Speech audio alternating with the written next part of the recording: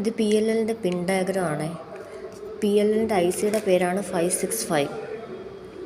P L എല്ലിൻ്റെ പിൻ diagram, V C ഔട്ട്പുട്ടുണ്ട്, ഇൻപുട്ടുണ്ട്, ഇതൊക്കെ പഠിച്ച് വയ്ക്കണേ.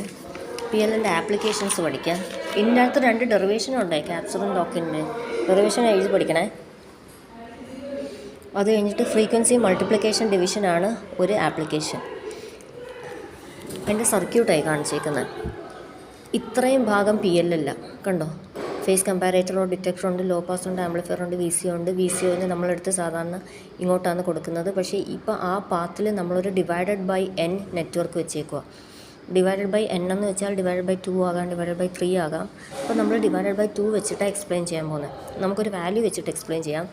നമ്മളൊരു ഇൻപുട്ട് കൊടുക്കുന്ന സിഗ്നലിൻ്റെ ഫ്രീക്വൻസി 1 kHz ആണെങ്കിൽ ഈ പി എൽ എല്ലിലൂടെ അത് കയറി വരുമ്പോഴത്തേക്ക് ഈ വി സിയോട് ഔട്ട്പുട്ട് നമുക്ക് 1 kHz എന്ന് വരും. അതാണല്ലോ പി എൽ എല്ലിൻ്റെ ജോലി. ഈ കൊടുക്കുന്നത് തന്നെ ഇവിടെ വരുത്തിക്കും.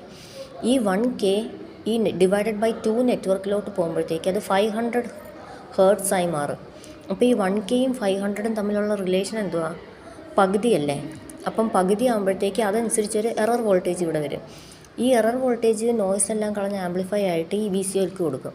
അപ്പോൾ ഈ വി സി ഒ ഈ വോൾട്ടേജിനെ കാണുമ്പോൾ മനസ്സിലാകും പകുതിയേ ഉള്ളൂ ഫ്രീക്വൻസിന്ന്.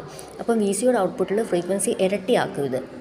അപ്പോൾ ഇരട്ടി ആക്കുമ്പോഴത്തേക്ക് ഓൾറെഡി പണ്ട് വന്നുകൊണ്ടിരുന്നത് 1K അല്ലായിരുന്നു, അതിൻ്റെ ഇരട്ടിയായി 2K വരും.